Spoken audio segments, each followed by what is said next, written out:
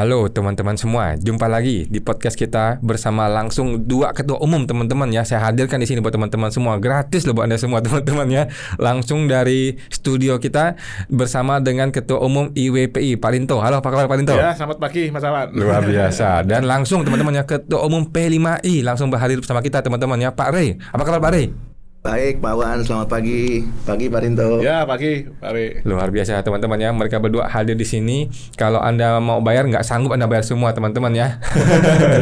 Oke, kita langsung nih buat Pak Rey nih. Saya mau tanya mengenai pandangan hukum dengan Pak Rey ya, mengenai LHKPN pejabat Pak. Baru-baru ini kita ini sudah mulai membongkar LHKPN para pejabat, terutama pejabat pajak dan pejabat bea cukai gitu ya, yang di bawah Kementerian Keuangan. Si Mulyani belum kita bongkar nih bagaimana LHKPN-nya. Jadi ternyata di media sosial banyak orang mengcounter kita Pak. Banyak orang yang merasa, loh kok LHKPN lu buka, ngapain lu buka LHKPN orang, lu kayak menyerang pribadi dan sebagainya dan sebagainya. Padahal LHKPN adalah dokumen publik gitu Pak ya. Nah, boleh deh Pak di-share bagaimana pandangan hukumnya LHKPN itu sebenarnya dokumen publik atau rahasia, dan boleh nggak kita bongkar dan kita analisa, dan bagaimana akibat hukumnya Pak? Baik, terima kasih Pak Wan pertanyaannya. Ini pertanyaan juga yang beberapa kali ditanyakan kepada kami ya, sehubungan dengan dokumen LHKPN. Kita mengetahui bahwa LHKPN itu adalah laporan harta kekayaan penyelenggara negara. Dan dokumen itu adalah dokumen yang merupakan public domain. Kenapa disebut public domain? Karena dokumen itu memang tersedia di laman KPK sebagai salah satu aparat penegak hukum. KPK dengan senang hati memberikan akses kepada setiap warga negara untuk mengetahui laporan harta kekayaan penyelenggara negara. Tentu ketika akses itu dibuka untuk publik, maka sebenarnya KPK memberikan kesempatan yang seluas-luasnya kepada setiap warga negara untuk turut serta membantu memberantas dugaan tindak pidana korupsi. Artinya KPK sedang dalam proses menghimbau masyarakat untuk turut serta ya menyelenggarakan pencegahan tindak pidana korupsi. Nah, atau dengan kata lain, KPK sebenarnya ingin supaya masyarakat itu terlibat ya di dalam upaya pencegahan dan pemberantasan tindak pidana korupsi. Nah, sehingga dengan demikian LHKPN itu bukan merupakan domain privat. Kalau itu bukan merupakan domain privat, maka setiap orang punya akses untuk mengetahuinya. Pertanyaan berikutnya adalah, kalau begitu, bolehkah dokumen LHKPN itu kemudian diekspos ke publik? Nah, kita harus pahami dulu bahwa pengertian mengekspos itu kan artinya menyiarkan ya, langsung maupun tidak langsung dengan cara apapun ya, termasuk media elektronik audiovisual ya. Kalau kemudian setiap orang melihatnya sendiri langsung dari websitenya KPK atau mendownloadnya sendiri, tentu mereka juga bisa tahu. Nah, kalau begitu, bagaimana dengan orang lain yang mendownload kalau kemudian menyiarkannya? Tentu sama kan dengan mereka yang kemudian langsung melihat. Nah, yang menjadi perbedaannya di mana? Yang menjadi perbedaannya adalah ketika orang yang menyiarkannya itu menyampaikan sesuatu yang bukan sesuai dengan LHKPN yang dimaksud. Ya, jadi misalnya ada unsur-unsur misalnya hoaxnya, ada unsur-unsur bohongnya, atau ada unsur-unsur ujaran kebenciannya. Contohnya bagaimana? Contohnya misalnya kalau ada pejabat penyelenggara negara yang kemudian misalnya hartanya sangat fenomenal ya, katakanlah misalnya 100 miliar. Nah, kalau kemudian yang disampaikan itu hanya berkaitan dengan angka 100 miliar, itu memang faktanya demikian. Tapi kalau kemudian yang bersangkutan mengatakan 100 miliar itu berasal dari tindak pidana korupsi, tentu itu bukan kewenangannya dia. Itu kewenangannya misalnya KPK atau kejaksaan atau kepolisian. Tapi angka 100 miliar itu memang ada di dalam LHKPN itu. Yang menjadi pertanyaan adalah, boleh nggak kita menganalisis wajar apa tidak wajar? Nah, tentu jawabannya boleh. Ya, kita boleh menganalisis berdasarkan keilmuan kita masing-masing. Misalnya ada keilmuan yang berasal dari akuntansi, atau ada keilmuan yang berasal dari perencanaan keuangan. Kira-kira kalau gaji ASN itu dengan eselon tertentu berapa? Dikurangi dengan biaya hidup menjadi berapa? Ya, lalu kemudian kalau kita hitung dengan menggunakan future value, kemudian berapa tahun ke depan menjadi berapa? Cocok nggak kemudian kalau hartanya kemudian sekarang menjadi 100 miliar? Nah, itu kan perhitungan matematis dan matematika keuangan. Nah, tentu menurut saya itu hal yang wajar kalau diteliti dari segi keilmuan. Yang menjadi tidak wajar ketika asumsinya adalah yang bersangkutan memperoleh tanda petik angka 100 miliar itu dari tindak pidana. Ya, misalnya tindak pidana korupsi atau melalui tindak pidana menerima suap atau gratifikasi. Karena kalau itu yang disampaikan, maka itu bukan domainnya pihak yang menyampaikan. Harus pihak yang menyampaikan itu adalah yang mempunyai kewenangan, ya, misalnya tadi penyidik KPK, penyidik kejaksaan, atau penyidik kepolisian. Karena di dalam hukum kita harus mengedepankan prinsip presumption of innocence, ya. Setiap orang dianggap tidak bersalah sampai dibuktikan lain dengan putusan yang berkekuatan hukum tetap. Nah, jadi sangat jelas ya, Pak Awan, ketika LHKPN itu disampaikan lalu dianalisis secara matematis dan matematika keuangan, sepanjang tidak mengatakan bahwa ini berasal dari tindak pidana tertentu, ya, bukan hanya tindak pidana korupsi, tindak pidana lain juga dimungkinkan. Tentu itu menjadi hal yang wajar. Bahwa kemudian ada yang mengatakan, oh, dengan mengekspos maka ini mempermalukan yang bersangkutan, ya. Menurut saya tidaklah demikian, ya. Yang kalau kita bicara mempermalukan itu adalah perbuatan atau tindakan yang memang tidak terjadi atau tidak ada pada yang bersangkutan. Faktanya kalau yang bersangkutan, katakanlah contoh, punya harta 100 miliar, faktanya di LHKPN ada 100 miliar. Itu memang faktanya. Tapi kemudian kalau ada seseorang yang mengatakan 100 miliar itu berasal dari tindak pidana A, tindak pidana B, tentu itu prematur.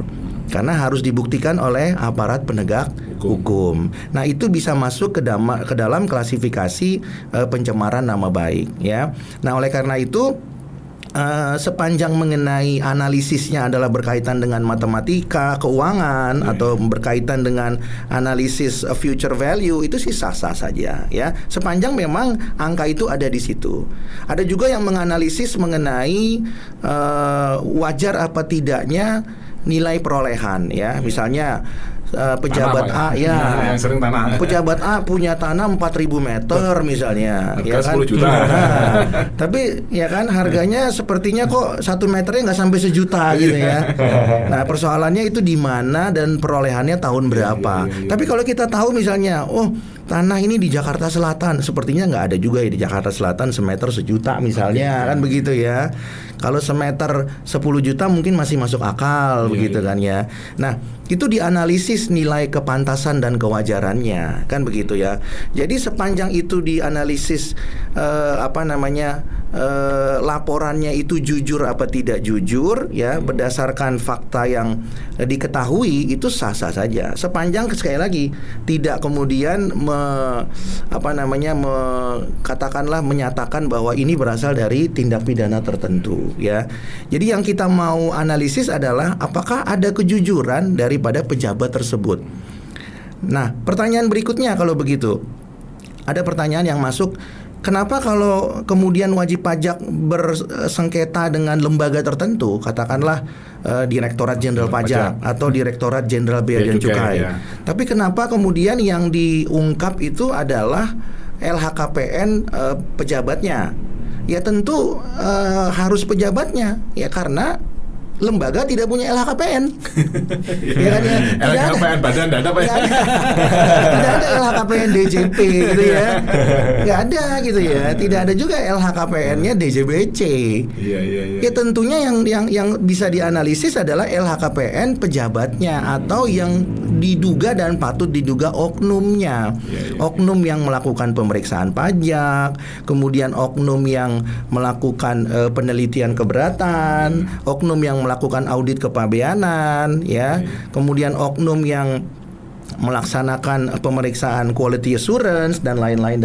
Jadi tentunya kita menduga ya, menduga bahwa ketika wajib pajak mengalami tanda petik penzoliman dalam pemeriksaan misalnya, tentu wajib pajak itu akan menggali LHKPN tim pemeriksa pajak yang diduga oknum. Tidak mungkin dia menggali LHKPN-nya DJP gitu ya, Direktorat Jenderal Pajak. Yang ada target penerimaan itu Pak Awan sama Pak Rinto. Kalau LHKPN-nya nggak ada. Ya kan? Nah, jadi itu yang perlu saya sampaikan. Tambahan sedikit saja bahwa ada juga yang menanyakan kepada kami bagaimana menilai kepantasan. Nah, kewajaran. Nah, tentu itu dua pertanyaan yang berbeda. Apakah itu berasal dari tindak pidana atau tidak? Tadi kita sudah bahas ya. Sepanjang bukan mengenai apakah itu berasal dari tindak pidana, itu bukan domainnya setiap orang yang menganalisis. Ya, tapi domainnya aparat penegak hukum. Nah, domainnya yang menganalisis adalah bagaimana menilai kewajaran dan kepantasan. Nah, untuk menilai kewajaran kepantasan tadi, salah satunya adalah apakah laporan itu jujur. Apakah kemudian di tahun segitu harga tanah itu harganya segitu.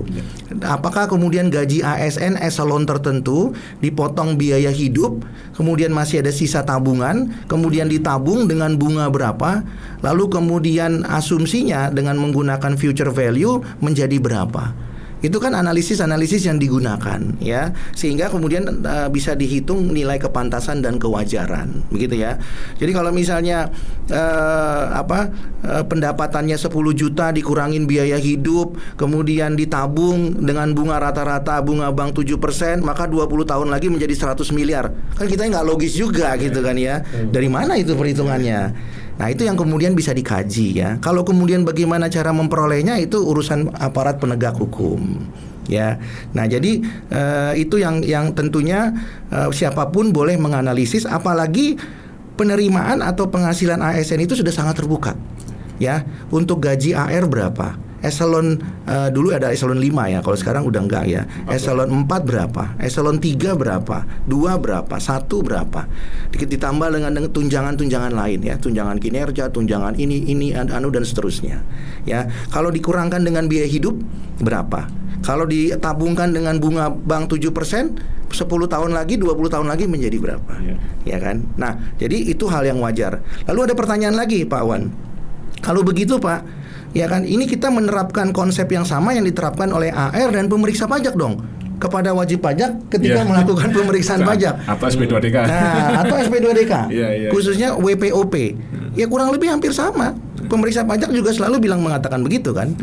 Ya, Bapak penghasilan dari mana? Berapa besar? Dipotong biaya hidup ya. Terus berapa istri, berapa anak? Kan selalu ditanya Pak. Betul. Ya kan? Sisanya berapa? Terus Bapak apain? Kok di SPT Bapak bisa segini hartanya? Iya. Lah kan kurang lebih sama. Pertanyaannya, boleh nggak kita menerapkan itu? Ya sah-sah saja dalam kita menganalisis gitu ya. Nah, itu metode yang bisa kita gunakan. Ada metode-metode lain tentunya ya. Jadi itu yang sementara saya bisa sampaikan Pak Wan dan Pak Rinto. Nah Pak, cilakanya nih Pak, setelah kita analisa ternyata banyak yang error, banyak yang salah, banyak yang kita menduga ini tidak wajar. Terus kalau saya laporin KPK Pak. Nah, bagaimana pendapat hukum Bapak nih? Kalau boleh nggak kita kalau melihat pejabat laporannya error, kita laporin ke KPK, terus ini hukumnya bagaimana? Ya, terima kasih Pak Wan.